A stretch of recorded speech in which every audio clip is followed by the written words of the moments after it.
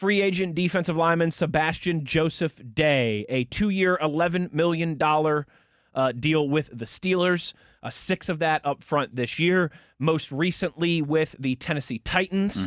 What do we need to know about Sebastian Joseph-Day? I think we need to know a lot about him. I thought this was a good price. I think he's a real good fit. In the perfect world, I think he's your third defensive tackle, part of a rotation. Okay. If you're just looking at 2 defensive tackles being on the field.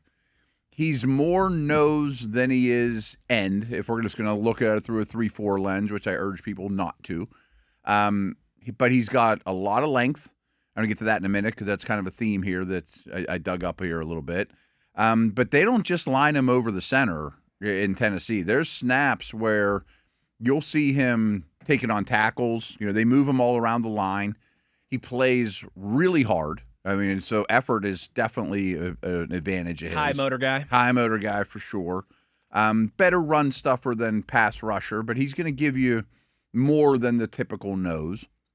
So I think he's a perfect fit. I mean, I think it doesn't change, what style. Well, it does maybe. If you were to add another D lineman in this draft. In the draft, sure. I think you could pretty much go any direction and still fit in. Similar I don't even to know if you have to. Similar to the wide receiver conversation a little bit. You probably still like to see add one, but you can take from you can cast a wide net in the type that you're looking for. You can take your favorite guy as opposed to you have to get this type of player. So I apologize. I'm not super familiar with his work, but his name's Tommy Jaggy, and he covers the Steelers to some degree. And I retweeted it the other day just because I think he discovered something I found really, really interesting. So Hayward, Harmon, Benton, Joseph-Day, Black, and Adewemwo, all of whom they're between 6'3" and 6'6". They don't have any short, stumpy guys. And the arm length for all these dudes, 34 1/4 for Cam. 34 3/8 for Harmon, 33 7/8 for Benton, 34 1/2 for Joseph-Day, 35 for Black, 34 1/2 for Adewemwo.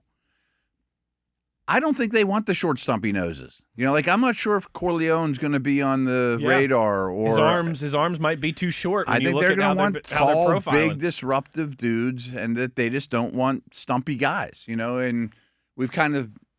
Benton's been a little miscast as a nose. Okay, well, this guy's going to take some of that. I think Black could kick over, but they're all long. They're all tall. Yeah. They're up to 6'6". 6'3" to 6'6" range. Yeah. All with long arms. Yeah. And yes, it's a new staff. And, Cam Hayward, I don't care if he's 5'6". I mean, they either keep him around. Right. But the front office is the same. I mean, Andy Whitehall came over from Philly. They do the exact same thing with all their big people. Totally. Length and big, good-looking athletes. They've got a type. Absolutely. You'll be this tall to ride the Thunderbolt. So more and more, when he laid that out with that tweet, I kept thinking, if they do add another, it might just be another one that looks the same, and whoever's playing nose is playing nose, and whoever's playing end's playing end, and more often than not, you're in a nickel front anyway, Yeah, and that might... As you kind of start to read the tea leaves, that would make a lot of sense. Yeah. Especially if you play more big nickel, too. If you're going to have 3 safeties on the field, you might not have a nose, period, And you just touched on it there, how we need to kind of recondition our brains to not always be 3-4, 4-3. We're going to do a little bit of that with the safeties as well, too, when we know exactly how that position group shakes out. Yeah. But that makes a lot of sense, I think, when you consider what we know about Patrick Graham, which at times can be hard to pinpoint because he's not the easiest one. He's been such an amoeba. He's the opposite of static. He's tough to write a book on. But which is part of the beauty of him. Which is part of the beauty of him. Absolutely. I don't mean that. I don't mean that in a bad way. In fact, I think that's mostly a good thing. I do too. It's one of his greatest strengths, especially when you have a defensive front. And I think we've seen this recently with a lot of the best teams in football, and certainly with the past 2 Super Bowl champions in Seattle and Philadelphia. It's almost that positionless basketball thing that we reference. Yeah. When you've got the guys on the defensive line that are all a certain body type, all a certain size, the way you can move them around, the way you can substitute, the way you can keep those guys fresh, get after quarterbacks, what that allows you to do in the secondary in terms of how you're deploying those guys. They're also the best team in the league year after year batting down passes. I'm sure the height and length has something to do with that. That's a great call. No That's question, a great call. So you can start to see the vision coming together. Yeah, exactly. I think it makes a ton of sense. So as you were talking, I was also thinking, well, of course, there's going to be injuries. Of course. But these guys are a little more interchangeable. It's not like we only have one nose on the team, and if he gets hurt, then we can't stop the run for, you would hope that with all these more interchangeable body types. And then the other thing that the old staff didn't do, and it worked for the most part, and really they've been at the further, I don't want to say bottom, that implies it's bad, but we know that their defensive line, Watt's the most obvious, but they always align in the same spots. Cam doesn't go against right tackles very often. Watt doesn't go against left tackles very often. Yes. The counter's true for Benton and Highsmith and all those guys too. But I'm just thinking with these guys, just the true D linemen, you should be able to put them, mix and match them wherever you want. Yes. You know what I mean? Yes. Yeah. Like, okay, your nose this play, it's not an offensive line where you need a center and two guards and two tackles. And that makes you much more difficult to game plan for, obviously. Yeah, right. From an offensive perspective. As great as Cam is, he lines up in the same spot basically every time, to some degree. I mean, just shade here and there or whatever. Watt, I know a lot of people talk about Watt as, well, Watt's great. We know this. But like PFF puts out their chip rates.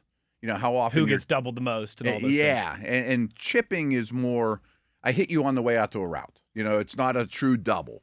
It's just hold them up for an extra half just second. Get a shoulder into them. And yeah. I mean, on the way out to your route as a back or a tight end or whatever. And Watt is by far the most chipped player in the league. That doesn't mean he's most doubled, but he's the most chipped. And there's two reasons for it. Number one is he's awesome. It's because, yes, he's one of the best pass rushers of his generation. Right.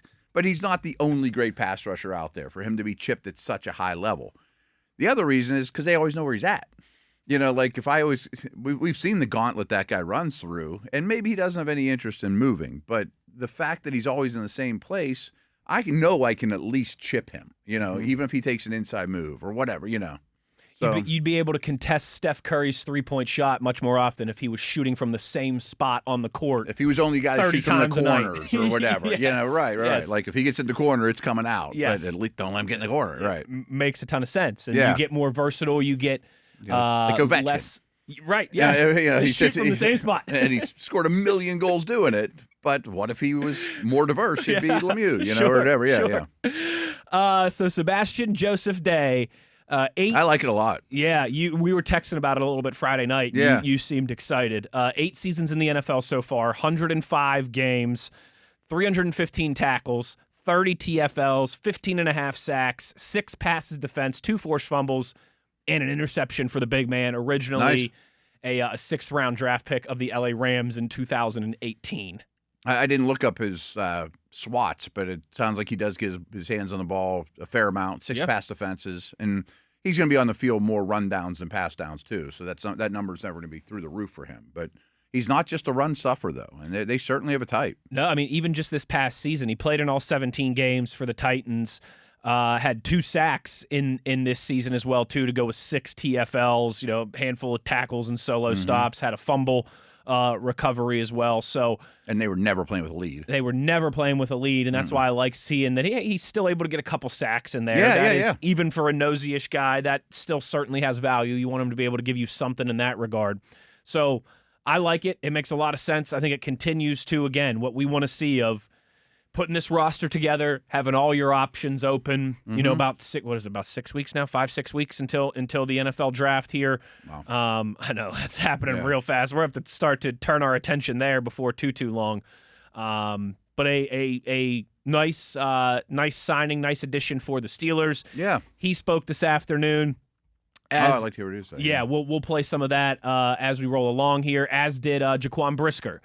Spoke this afternoon too. So those guys are now officially signed, sealed, delivered, contract, hat, official, photos, press conference, and all that stuff that goes with it. So super quick, I think it's pretty clear who their top 4 defensive tackles are. And remember, there's usually 2 on the field.